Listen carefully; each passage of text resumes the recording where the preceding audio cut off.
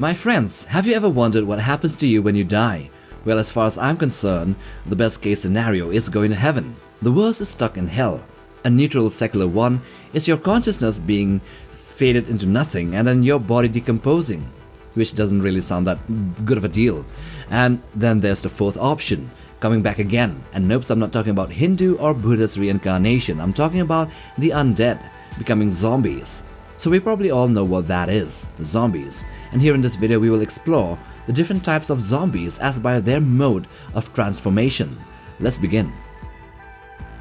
The first type, magical zombies. These undead humans are reanimated through dark magic rather than the dime a dozen infection origins seen in most movies nowadays. A classic example comes from the film The Serpent and the Rainbow, where the zombies are raised through voodoo magic that ties into traditional Haitian folklore. By the way, did you know that zombies are actually real-life people in Haiti who have been punished to a great extent in the process called zombification for committing crimes like land theft? Yeah, chat justice system you got there, Haiti. So these guys that stole land are drugged, buried alive, exhumed, I don't know how they survived that ordeal, but then they do, and then enslaved by secret societies in Haiti. This is actually the practice that became the origins for the zombie myth of a resurrected corpse. So that's certainly something that needs to be on a travel advisory there. If you're going to Haiti, don't steal. In fact, anywhere really, don't steal. Just don't steal.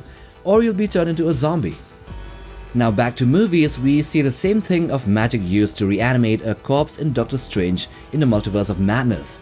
Here we see Doctor Strange himself being temporarily resurrected as a zombie using chaos magic from the Darkhold.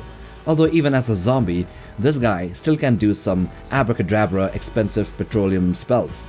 Another chilling example is the little boy in Pet Sematary, who returns from the dead due to a cursed burial ground, which ties into some ancient dark magic ritual performed by the natives there centuries ago. And then, similarly, in a film called The Beyond, a heavily inspired movie by Lovecraftian horror, here it features zombies raised through eldritch magic or arcane rituals. However, these zombies here cannot spread their affliction to others like how we see in modern zombie movies with all that infection thing, which have all but copied the same post-apocalyptic template. The second type is the no room in hell kind of zombies. This was seen in the OG The Living Dead franchise. Zombification here isn't passed like a flu or an STD at a music rave. No, it's far more democratic. Anyone who dies, as long as their brain isn't scrambled like Sunday brunch eggs, is eligible for immediate undead reactivation, courtesy of an unknown cosmic screw-up. But you're not really what you are before that. You don't have a soul. Where the soul goes, that's beyond me. Whether it's divine punishment, space radiation from Venus, or just that hell has become overcrowded and had started to outsource immigrants, the result is the same. You drop dead and you get back up, but you're not you anymore. While zombies' bites here in the universe are reliably fatal, they're more of a grim RSVP than the actual cause of zombification, since death by any means punches your ticket.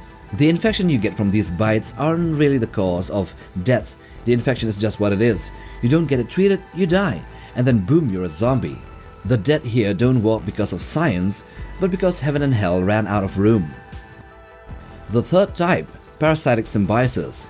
While zombies are truly the stuff of fiction and fantasy, there is, however, a real-life example of zombification, which thankfully only works on insects and arthropods. This is the cordyceps fungus, which is commonly known as a zombie ant fungus. It infects an ant, kills it due to the infection, but still controls the mindless body of the ant to climb up into high places and then sprout out its spores for its next life cycle there. So inspired by this, in The Last of Us and probably Cargo too, the fungus doesn't kill you, it moves in, redecorates your brain, and puppeteers your corpse. Or maybe still a living body, not a corpse. You don't so much turn as you get renovated by a life form in the most gruesome way imaginable. The process is gradual, grotesque, and deeply personal, like dying of mold in 4K slow motion. Darkly hilarious, it is a symbiotic relationship where one party is completely dead or mindless and the other is doing all the talking, kind of like a bad marriage, but with more spores. The result? Zombies who are technically still alive, running on instinct, and mutate in appearance. The fourth type, viral zombies. This is your classic, oops, I dropped the petri dish zombie scenario. A virus that kills you stone cold dead, only to hit Control Z on your body a few minutes later, and then you're the Control C, spreading the infection everywhere. In movies like World War Z, series like The Walking Dead, and a movie again like Zombieland for example, the infection spreads like wildfire on meth, reanimating corpses who have never seen a treadmill in their lives, but in death they remember how to sprint, jump and swarm like a flash mob, at least in the case of World War Z.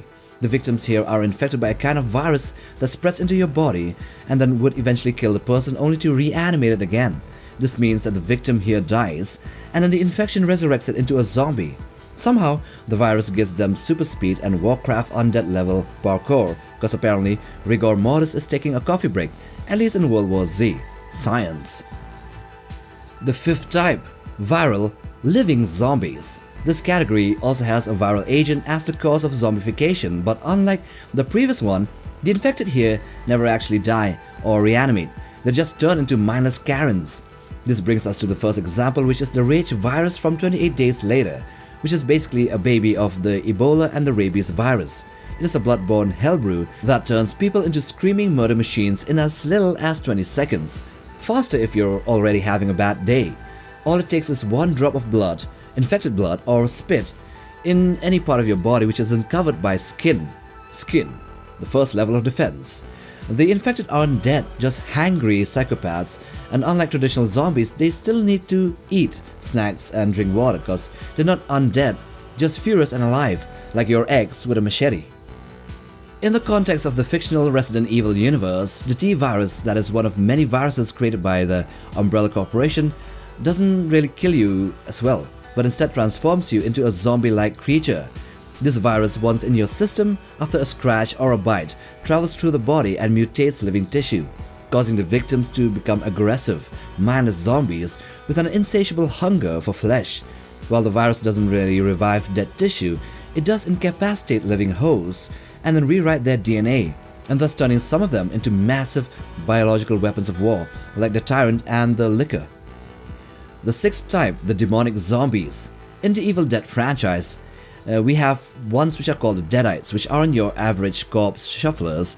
They're soul-squatting demons with a flair for sadism and slapstick. Possession happens via the Necronomicon cause. Obviously, reading an ancient flesh-bound book aloud in a cabin is always a good idea.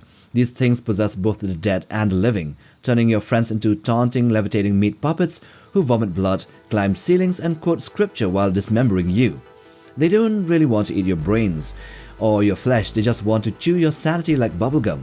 Killing them usually requires full body disassembly, maybe even burning, and maybe you'll fare better with a chainsaw arm. Number 7. The Golem. This is the OG scientific zombie. Frankenstein's monster is what happens when you play God with bad stitching skills and a lightning fetish. He is not undead in a traditional sense, more like a patchwork corpse remix that got a surprise second act. Dr. Frankenstein reanimates a corpse using electricity and a beautiful complete lack of ethics, giving birth to a creature who's equal parts poetic tragedy and also legendary monster.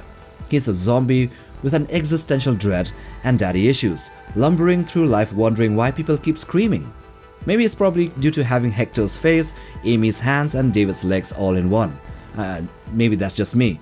Not fueled by hunger, but by rejection and emotional instability, he is the rare zombie which is also called a golem, at least in Jewish lore.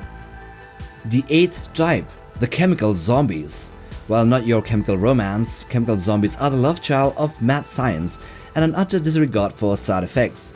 In the movie Reanimator, corpses are brought back using a glowing green serum that is less FDA approved and more like, why not inject it and see what screams? The results are messy. Obviously, the dead don't just wake up, they explode into homicidal spasms of shrieking chaos, often missing a few screws in their heads and limbs. They aren't really stable resurrections. The longer they're dead, the worse they come back, with the general personality of a drunk Karen. Yeah, I really hate Karens. You, me both.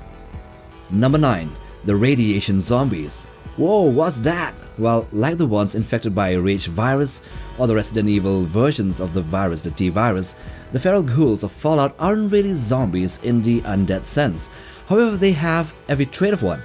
Exposed to so much radiation they didn't die, they just decompose naturally and emotionally. Ghouls begin as talkative, cynical burn victims, slowly sliding into screaming radioactive crack addicts with claws. They're not dead, they're just so mutated they forgot how to human. These walking biohazards will chase you down shrieking like a Geiger counter in a meltdown mode. Sometimes sympathetic, mostly horrifying. They prove that glowing skin is not a beauty trend and that immortality is overrated. We also have here a couple of notable mentions. The first is the necromorphs from the Dead Space franchise, which is basically games, but also has shows apparently, ones that I haven't watched since they are low budgeted but remind me to do so. Anyway, these are mutated, reanimated corpses created by an alien infection that originates from markers that are these mysterious obelisk-like entities emitting a signal that drives people insane and rewrites dead tissue on a cellular level. Once a person dies near a marker, the infection kicks in, hijacking the corpse and morphing it into a kill-optimized nightmare, which would push them to spread out and kill everyone, and then turning everyone into necromorphs and finally collapsing into a hive mind or reforming into a moon-sized cosmic creature known as the Brethren Moons. We also have one from Warhammer 40k, which aside from pathogen-based zombies of Nurgle, which are mainly viral based, there's also a strange new type which is caused by the stilling in the Pariah Nexus show. This is the imperial name for the deadly malaise that was given off by the Blackstone Pylons of the Necrons.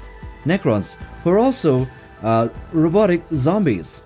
Anyway, entire populations of the Imperium's worlds, which are humans, in the Nexus, suffered this fate, and the humans there at first became very lethargic and then suicidal, and many also lost their senses and then started to attack allies with all the ferocity and mindlessness of an undead warrior, a zombie.